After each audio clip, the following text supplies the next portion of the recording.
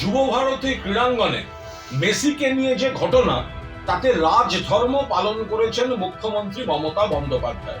তদন্তের নির্দেশ দিয়েছেন একদিকে পুলিশের, অন্যদিকে অবসরপ্রাপ্ত বিচারপতি অসীম রায়, তাকে দিয়ে একটি কমিটি।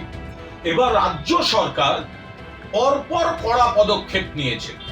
একদিকে ডিজি রাজীব কুমার, সিপি বিধাননগর মুকেশ কুমারকে শোকজ করা, একাধিক পদাধিকারীর বিরুদ্ধে ব্যবস্থা নেওয়া থেকে শুরু করে সিট গঠন, দক্ষ অফিসারদের নিয়ে সিট গঠন, মুখ্যমন্ত্রী রাজধর্ম পালন করেছেন। অন্যদিকে এই তদন্ত যাতে নিরপেক্ষ থাকে সেজন্য ক্রীড়ামন্ত্রী পদ থেকে ইস্তফা দিতেছে ক্রীড়ামন্ত্রী অরূপ বিশ্বাস। ক্রীড়া মন্ত্রী হিসাবে তিনি ইস্তফা দিতেছে মুখ্যমন্ত্রী মমতা বন্দ্যোপাধ্যায়কে তিনি চিঠি দিয়ে দিয়েছেন। এ ব্যাপারে সিদ্ধান্ত বিবেচনা করছেন মুখ্যমন্ত্রী, কিন্তু অরূপ বিশ্বাস তিনি চিঠি দিয়ে দিয়েছেন। আমাদের বক্তব্য, এটা মমতা বন্দ্যোপাধ্যায় মুখ্যমন্ত্রী বলে এবং তৃণমূল কংগ্রেসের সরকার বলেই এই রাজধর্ম পালন চলছে। 1980 সালের 16ই অগস্ট ইডেনে মোহনবাগান ইস্টবেঙ্গল ম্যাচে কুরুক্ষেত্র 16 জনের মৃত্যু। তখন কিন্তু মুখ্যমন্ত্রী জ্যোতি বসু, পুলিশ মন্ত্রী জ্যোতি বসু বা ক্রীড়ামন্ত্রী, তারা কেউ এই ধরনের ইস্তফার কথা বলেননি। সেখানে কিন্তু বড় কর্তাদের বিরুদ্ধে কোনো ব্যবস্থা হয়নি।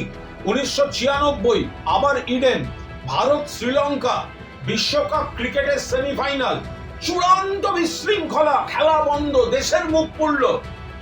জ্যোতি বসু মুখ্যমন্ত্রী, ক্রীড়ামন্ত্রী সুভাষ চক্রবর্তী, পুলিশ মন্ত্রী বুদ্ধদেব ভট্টাচার্য কেউ কোনো দায়িত্ব নেননি, কোনো তদন্ত হয়নি।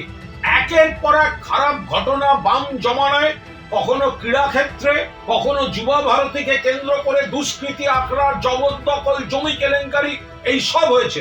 কিন্তু আজ পদক্ষেপ নিতে শুরু করে মমতা বন্দ্যোপাধ্যায় রাজধর্ম পালন করেছেন এবং অরূপ বিশ্বাসও এই তদন্তের প্রতি পূর্ণ আস্থা রেখে মুখ্যমন্ত্রী যখন তদন্ত করাচ্ছেন, সেই তদন্ত যাতে নিরপেক্ষ থাকে, সেই নিরপেক্ষতার স্বার্থে তিনি ইস্তফা দিতেছে মুখ্যমন্ত্রীকে চিঠি পাঠিয়ে দিয়েছেন। মুখ্যমন্ত্রী চূড়ান্ত সিদ্ধান্ত বিবেচনা করছেন।